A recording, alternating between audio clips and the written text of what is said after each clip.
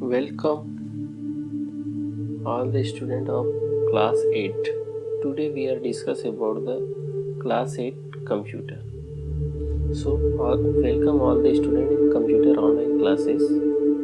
So today we are discuss about the new topic of new chapter, that is chapter number 2, that is computer threats and security. तो आज हम एक नया topic, एक नया chapter start करने जा रहे हैं जिस चैप्टर का नाम है कंप्यूटर थ्रेट्स एंड सिक्योरिटीज़। तो इसमें हम कुछ नए कॉन्सेप्ट को जानेंगे। तो चलिए स्टार्ट करते हैं।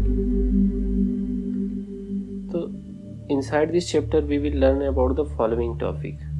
तो इनसाइड दिस चैप्टर हम लोग बहुत सारे टॉपिक के बारे में डिस्कस करेंगे, जैसे first hardware threats. Hardware threats क्या होता है? सॉफ्टवेयर थ्रेट्स जैसे वायरसेस है, ट्रोजन हॉर्स एंड वॉर्म्स के बारे में जानेंगे। Illustration threats like hacking and fishing के बारे में जानेंगे। और डिफरेंट मेथड ऑफ ऑथेंटिकेशन के डिफरेंट मेथड के बारे में हम डिस्कस करेंगे।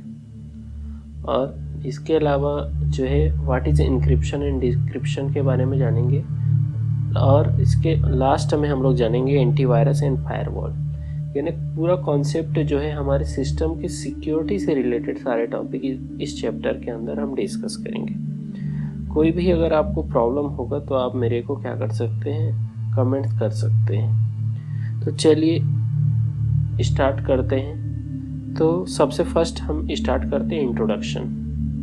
जैसे कि मालूम है कि कंप्यूटर जो है विदाउट ह्यूमन के कोई काम नहीं करता, लेकिन नाउ द मॉडर्न, अगर हम देखा जाए मॉडर्न एरा में, तो कंप्यूटर के बगैर हमारा कोई भी काम नहीं चल सकता।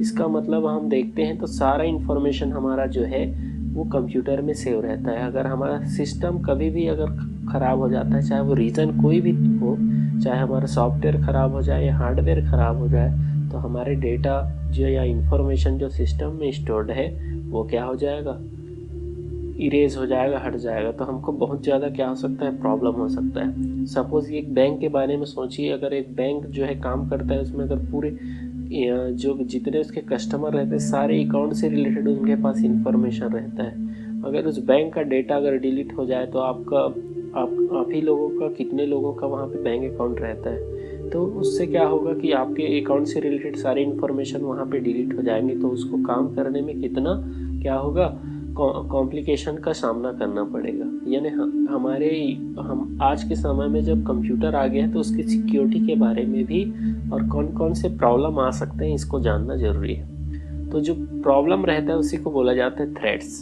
जिससे फियर्स बोल सकते हैं। तो कंप्यूटर में क्या क्या थ्रेट्स इंटर कर सकते हैं उसके बारे में जानेंगे। तो थ्रेट्स में क्या होता है कि कंप्यूटर को जो नुकसान पहुँचाने, हार्मफुल जो चाहे कोई भी तरीका हो, वो क्या कहलाएंगे, थ्रेट्स कहलाएंगे। तो चलिए थ्रेट्स की बात करें तो थ्रेट्स कितने टाइप के होते हैं। तो threats are 3 types. First hardware threats, second software threats, next illustration threats. तो सारे थ्रेट्स के बारे में हम 1 बाय 1 जो है डिस्कस करते जाएंगे, और सारे थ्रेट्स के बारे में हम सारा इंफॉर्मेशन हम क्या करेंगे, कलेक्ट करेंगे। तो हर एक टॉपिक को हम इजीली वे में क्या करेंगे, इनका इन्फॉर्मेशन लेते जाएंगे। तो पहले आप थ्रेड्स के बारे में जान ले। तो थ्रेड्स क्या होता है, तो देखो कंप्यूटर को नुकसान हमको 3 तरीके से पहुंच सकता है, हार्डवेयर से, सॉफ्टवेयर से, इलस्ट्रेशन से। हम एक एक करके जानेंगे। तो थ्रेड्स का मतलब होता है जो हार्मफुल, चाहे कोई भी तरीका हो, जो कंप्यूटर को क्या करे, डेटा को लॉस करे या हार्डवेयर को लॉस करे या कोई और तरीके से क्या करे, नुकसान पहुँचाए, वो सारे क्या कहलाएंगे, कंप्यूटर के थ्रेट्स कहलाएंगे। So now we are starting the first topic, that is hardware threats. So inside up, जैसे crashing of computer is quite a common phase this day. आज के समय में कंप्यूटर क्रैश होना एक कॉमन चीज़ हो गया, क्योंकि कंप्यूटर इज इलेक्ट्रॉनिक डिवाइस। तो इलेक्ट्रॉनिक डिवाइस कभी भी ख़राब हो सकते हैं। तो उनका कोई डिपेंड नहीं है कि वो 1 साल चलेंगे, 2 साल चलेंगे। तो उनके अंदर इंटरनल फॉल्ट आएगा तो कभी ना कभी वो क्या कर सकते हैं, ख़राब हो सकते हैं। It happen due to the hardware failure and can result of losses of important data, जिससे क्या होगा, हमारा हार्डवेयर क्या हो जाएगा, ख़राब हो जाएगा और उसमें जो इम्पोर्टेंट डेटा है वो भी क्या हो सकते हैं, ख़राब हो सकता है, या इम्पोर्टेंट डेटा डिलीट हो जाएगा, क्रैश हो जाएगा। तो ये बहुत ज़रूरी है कि जो हम हार्डवेयर यूज़ कर रहे हैं, जो कंप्यूटर यूज़ कर रहे हैं, जिस कंप्यूटर में डेटा इम्पोर्टेंट फाइल है, उस फाइल का हमको क्या करना चाहिए, रेगुलर बेसिस में बैकअप लेते रहना चाहिए। बैकअप का मतलब क्या होता है, second copy of data in another या external drive.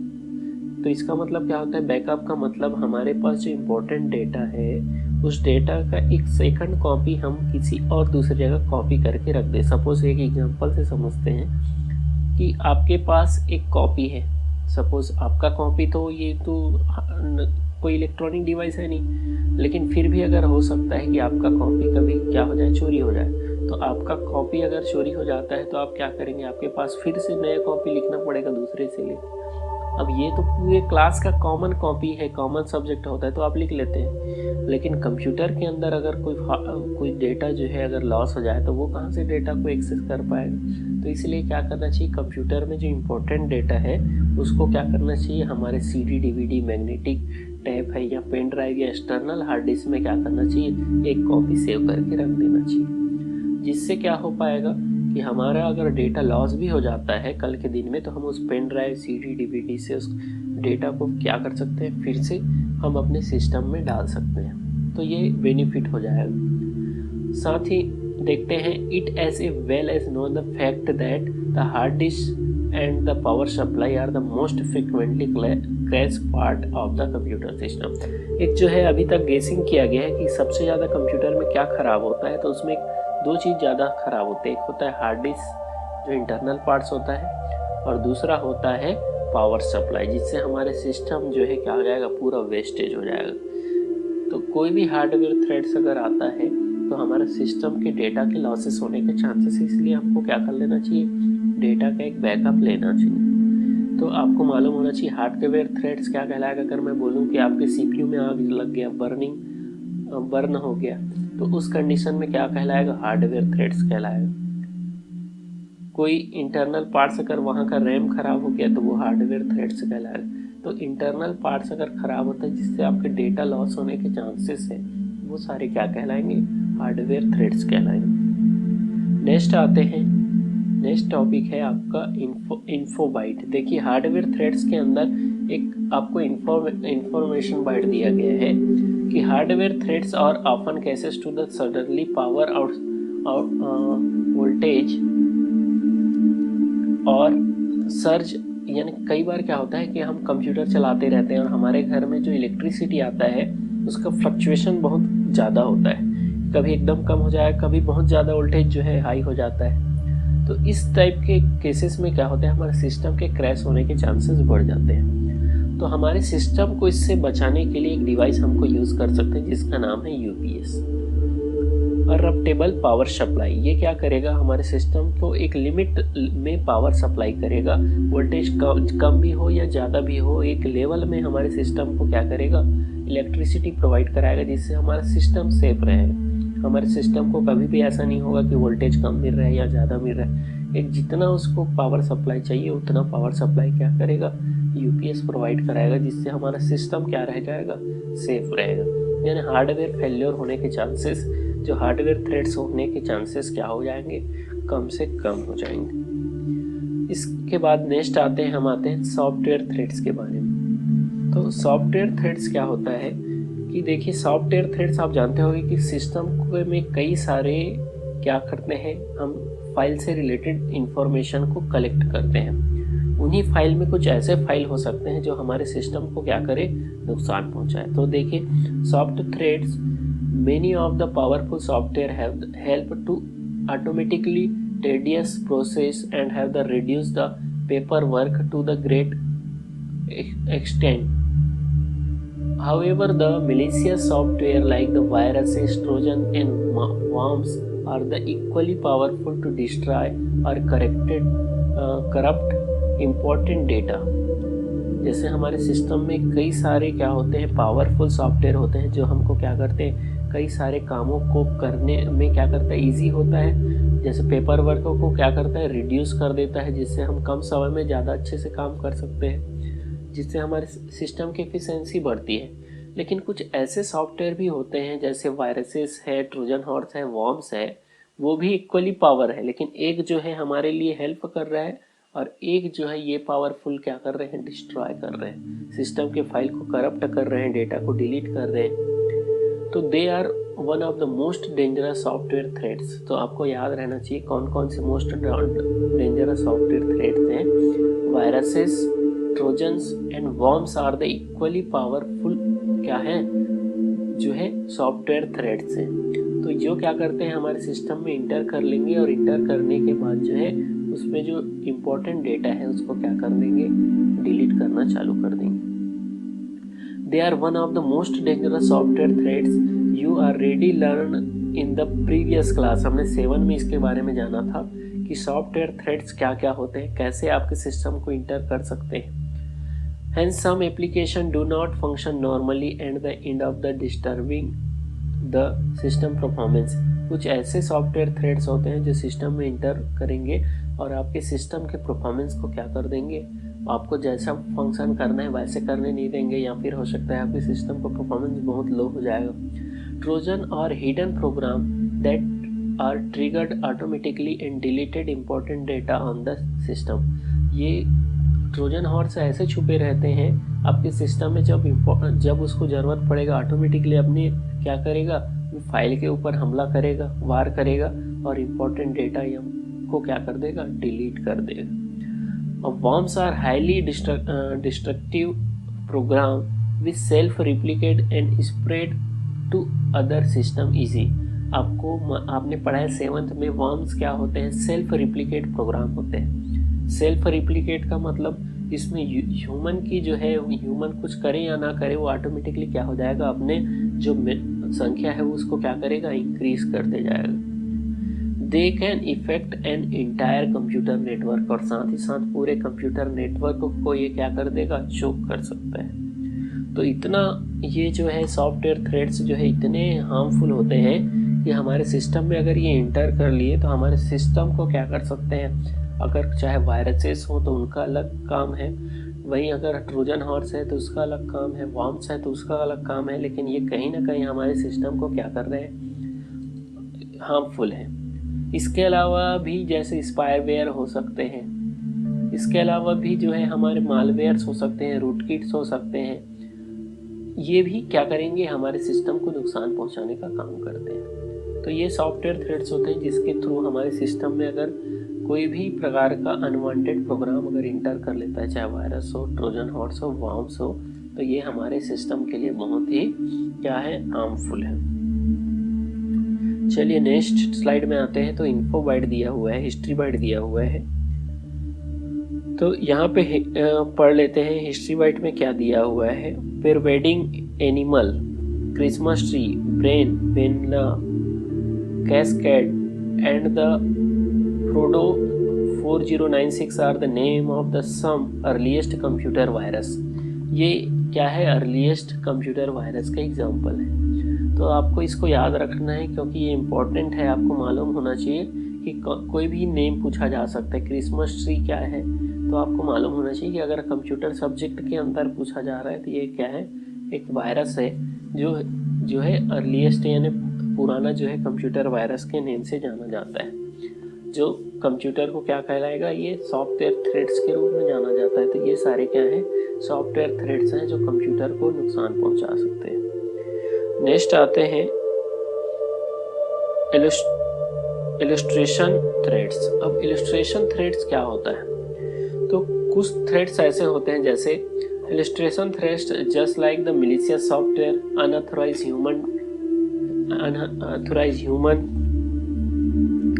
frame can pose a serious threats. It generally result in the giving the illegal access to confidential data. In addition, the important file are corrupted or deleted due to the illegal access to the system। अब ये जरूरी नहीं कि हमारा system कभी खराब ही हो जाए या फिर उसमें हार्डवेयर फेल्योर हो जाए, कई बार हो सकता है, या फिर कोई वायरसेस, ट्रोजन हॉर्स या वॉर्म्स है। कई बार ह्यूमन के कारण भी, ह्यूमन के मिस्टेक के कारण भी, हमारे मिस्टेक के कारण भी क्या हो सकता है, हमारा सिस्टम के इम्पोर्टेंट डेटा डिलीट हो सकता है या चोरी हो सकता है, थीफ हो सकता है। तो हमको क्या करना है कि हमारे सिस्टम में जो इम्पोर्टेंट डेटा या फाइल है उसको क्या करना चाहिए, उसको सेफ रखने का कोशिश तो हम करते ही हैं, लेकिन हमारे नॉलेज में ना रहते हुए कुछ ऐसे लोग भी होते हैं जो हमारे सिस्टम के इम्पोर्टेंट डेटा को क्या कर सकते हैं, उसको एक्सेस कर लेते हैं। तो चलिए इसी के बारे में जाते हैं। इलस्ट्रेशन थ्रेड्स कौन कौन से हैं? तो इलस्ट्रेशन थ्रेड्स क्या होते हैं? कुछ ऐसे इलीगल यूज़र होते हैं जो हमारे सिस्टम के इम्पोर्टेंट डेटा या फाइल को क्या कर लेते हैं, एक्सेस कर लेते हैं।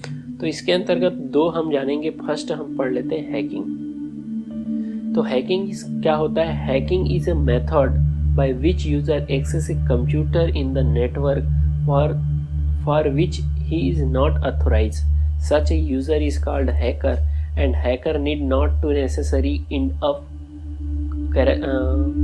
corrupting any file or damage the system, but he may enter into the system against the wishes of his system administrator and get illegal access to the file.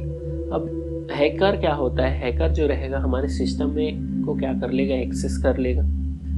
और वो क्या करता है, देखो एक्सेस करने का परमिशन किसको है? जो यूज़र है, एक्चुअल में अथोराइज यूज़र। सपोज मेरा मोबाइल है, तो मोबाइल को चलाने का परमिशन किसके पास है? मेरे पास है, कि मेरे मोबाइल में मेरे से रिलेटेड फ़ोटोज़ हो सकता है, इम्पॉर्टेंट डेटा हो सकता है, मेरा फाइल हो सकता है। लेकिन यही काम अगर कोई दूसरा यूज़र क्या कर ले, मेरे मोबाइल को हैक कर ले। हैक करने का मतलब वो दूसरी जगह बैठा हुआ है और मेरे मोबाइल से सारे डेटा को देख पा रहा है, जिसमें से जो डेटा उसको इम्पोर्टेंट लग रहा है उसको कॉपी कर ले रहा है। कोई वो चाहे तो मेरे सिस्टम के, मेरे मोबाइल के कोई फाइल को डिलीट कर रहा है। तो इससे क्या कर रहा है कि ये वो यूज़र क्या कर रहा है, मेरे सिस्टम के, मेरे मोबाइल को एक्सेस कर लिया और मेरे मोबाइल से रिलेटेड सारे डेटा को क्या कर रहा है, वो यूज़ कर रहा है। लेकिन एक चीज़ है यहाँ पे कि हैकर क्या करता है, फाइल को करप्टेड या डैमेज नहीं करता है। वो क्या करेगा, उसको जो फाइल इम्पोर्टेंट रहेगा वो फाइल को क्या कर लेगा, यूज़ कर लेगा। लेकिन इससे क्या होता है कि आपका डेटा जो है, इम्पोर्टेंट डेटा जो है वो क्या हो गया, चोरी हो गया है। सपोज आपके सिस्टम में आपसे रिलेटेड, आपके बैंक अकाउंट से रिलेटेड जो है सारा इन्फॉर्मेशन है सेव है, तो वो यूज़र क्या करेगा, आपके बैंक अकाउंट से रिलेटेड सारा इन्फॉर्मेशन वहाँ दूसरे जगह से वो क्या कर लेगा, कॉपी करके एक्सेस कर लेगा और आपके बैंक अकाउंट से रिलेटेड सारे मनी को ट्रांसफ़र करके अपने अकाउंट में डाल देगा। तो हैकिंग क्या है, एक प्रोसेस है जिसमें अनऑथराइज यूज़र जो है आपके सिस्टम को क्या कर लेगा, नेटवर्क के थ्रू एक्सेस कर लेगा और उसके इम्पोर्टेंट डेटा, फाइल या जो भी इम्पोर्टेंट डेटा रहेगा उसको एक्सेस करके वो यूज़ कर सकता है। और hacking is a dangerous specially in the जैसे scenarios like a defence department network where the hacker and of the getting the easy access of the confidential data.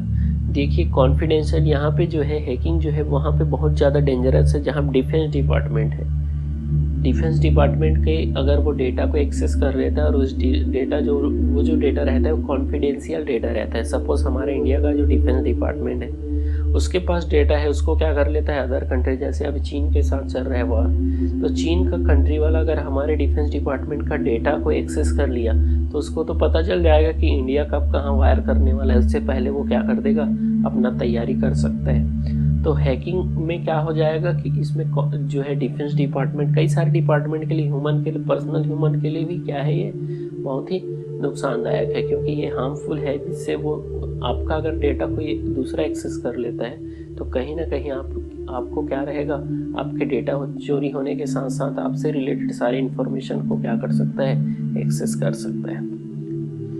Next यहाँ पे इन्फोवाइड देख लेते हैं। इन्फोवाइड दिया हुआ है, modern species act as a hacker this day and the pass on the confidential information of a countries. अब modern species यानी जितने भी जासूस होते हैं आजकल वो सारे क्या होते हैं, हैकर भी होने चालू हो गए। वो क्या हो रहा है, मॉडर्न स्पीसीज जो आज में जो जासूस बन रहे हैं, जासूस जो स्पीसीज का मतलब जासूस जो दूसरे कंट्री से रिलेटेड या फिर इंफॉर्मेशन को एक्सेस करते हैं, वो क्या होते हैं, हैकर भी होते हैं, ताकि उस कंट्री, दूसरे कंट्री के डेटा को क्या कर पाए, हैक कर सके और हमारे या कंट्री या फिर किसी और दूसरे कंट्री में अगर वो हैकर काम करता है तो वो क्या करे, उस कंट्री को दूसरे कंट्री से रिलेटेड इन्फॉर्मेशन या एनिमीज कंट्री का इन्फॉर्मेशन प्रोवाइड करा दे ताकि उनको क्या रहे, अपडेट रहे कि उस कंट्री के साथ उनका रिलेशन अगर अच्छा नहीं है, सपोज़ हमारे इंडिया का रिलेशन जो है चाइना के साथ अच्छा नहीं है, तो हमारे देश का जो मॉडर्न स्पीसीज होगा, यानी जो आज के समय का जो जासूस होगा, वो हैकर जैसे काम करता होगा। वो हो सकता है कि वो वहाँ के किसी के मोबाइल या फिर कंप्यूटर, किसी भी टैबलेट या पीसी से इंफॉर्मेशन को एक्सेस करके अपना क्या करेगा, वहाँ पे क्या सिचुएशन है उसको जान लेगा, जिससे अगर कभी क्या होता है, वार होता है, तो उससे क्या हो जाएगा, वो पहले से वो क्या रहेगा, एक्टिव रहेगा। फिर आते हैं नेक्स्ट टॉपिक, फिशिंग। अब देखिए, हैकिंग हमने पढ़ा। हैकिंग में क्या हो रहा है कि दूसरा यूजर हमारे सिस्टम को एक्सेस कर ले रहा है दूर बैठे। अब वो क्या हो रहा है कि उसमें हैकर जो रहेगा वो क्या होगा, एक्सपर्ट होगा। हैकिंग जो करेगा वो वही कर पाएगा जो कंप्यूटर का अच्छे नॉलेज है, सॉफ्टवेयर का अच्छा नॉलेज है, वो हैकिंग कर पाएगा। लेकिन फिशिंग क्या होता है, फिशिंग जो है वो पब्लिक के या जो यूजर है उसके खुद के गलती के कारण होता है। देखिए, अब फिशिंग क्या होता है, फिशिंग होता है, phishing is the process in which the user get access the sensitive information like the credit card detail, bank account detail, user name and password. अब फिशिंग में क्या होता है, कोई यूजर जो है आपसे रिलेटेड जो है क्रेडिट कार्ड का डिटेल, बैंक अकाउंट का डिटेल, यूजर नेम और पासवर्ड एक्सेस कर लिया। अब मैं ही आपके मोबाइल का ये पासवर्ड अगर एक्सेस कर लेता हूँ तो आपके मोबाइल को पकड़ के मैं ओपन कर सकता हूँ, कॉपी कर सकता हूँ कुछ। तो यहाँ पे मिस्टेक किसका है, यूज़र का है, क्योंकि उसने पासवर्ड बता दिया। तो ये किसके ऊपर डिपेंड करता है, ये यूज़र के ऊपर डिपेंड करता है। तो यूज़र को थोड़ा एक्टिव होना ज़रूरी है कि अब वो अपने क्रेडिट कार्ड का बैंक अकाउंट डिटेल ना दे, यूज़र नेम पासवर्ड ना शेयर करे। अब देखो यहाँ पे ये किसके थ्रू किया जा रहा है, this is done by the sending the fake email और stand message. For example, the imagining that user can set a fake email with the bank address asking him to verify him detail online। अब जैसे ये क्या करेगा, आपको एक fake email send करेगा, instant message send कर देगा, एक फ्लैश मैसेज कर देगा।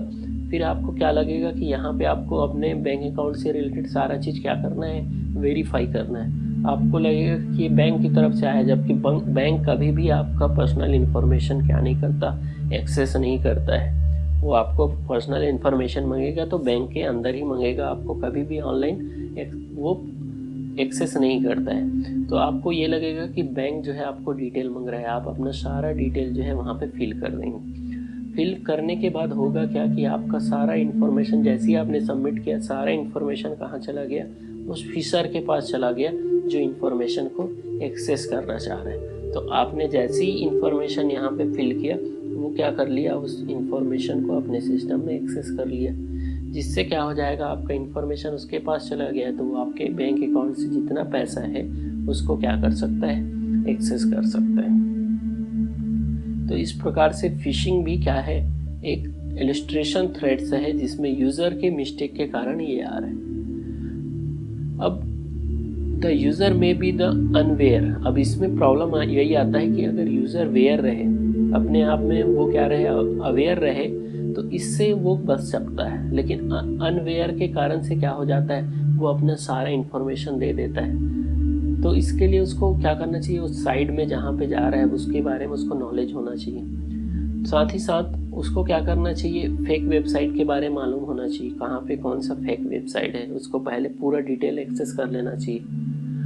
और साथ ही साथ जब भी अब वो अपना जो है सेंसिटिव इन्फॉर्मेशन देता है तो उसको पता करना चाहिए बैंक में जाके क्या आप सेंसिटिव इन्फॉर्मेशन मांग रहे हैं। तो ऐसा कभी भी होता नहीं है। तो यूज़र अपने मिस्टेक के कारण क्या कर पाता है, वो सारे जो है इन्फॉर्मेशन को दे देता है और वो जो है किसी रॉन्ग पर्सन के हैंड में लग जाता है और वो आपको छोड़ेगा नहीं। आपसे रिलेटेड अगर इन्फॉर्मेशन एक्सेस कर लिया तो वो तुरंत आपके इन्फॉर्मेशन का यूज़ करके आपसे रिलेटेड जो डेटा है उसको क्या कर लेगा, से रिलेटेड जो उसको काम करना है वो कर लेगा। चाहे बैंक अकाउंट से पैसा निकालना है या फिर वो आपके ईमेल आईडी या पासवर्ड को चेंज कर देगा ताकि वो आने वाले समय का उसका यूज़ कर सके। तो ये सारे हमारे क्या है, थ्रेड्स हैं। चलिए नेक्स्ट देखते हैं। तो यहीं पे इन्फो वाइड देते हैं। This day, all the major banks that provide the online banking facility send the repeated email to their customer so as how to verify whether and the email supporting system by them is actually genuine or not। देखिए आजकल क्या हो रहा है कि बहुत fishing जो है बहुत ज़्यादा बढ़ गया है। तो अब बैंक जो है अपने यूज़र को बार बार ये इन्फॉर्मेशन दे रहा है कि बैंक से रिलेटेड कोई भी इन्फॉर्मेशन किसी फेक वेबसाइट या फिर ऐसे लोग अगर कोई फ़ोन लगा के आपको देते हैं या आपसे लेने की कोशिश करते हैं तो वो क्या होता है, फेक होता है। तो कैसे कभी भी इनके चक्कर में ना आए, अदरवाइज़ आपका जो जेन्युइन इन्फॉर्मेशन है आपको क्या हो जाएगा, दे देंगे। तो आपको याद रखना है कि कभी भी जब आप ऑनलाइन बैंकिंग के लिए भी वेबसाइट को लॉगिन करते हैं तो आपको पहले चेक कर लेना है कि ये जो वेबसाइट है वो जेन्युइन है या फिर नहीं। लास्ट टॉपिक, आज के लिए हम लास्ट टॉपिक लेते हैं, how to identify phishing scam. अब देखिए हमने जो फिशिंग स्कैम है उसको कैसे आइडेंटिफाई कर सकते हैं कि यूज़र जो है अपने आप को अवेयर रखे ताकि फिशिंग से वो क्या कर सके, बच सके।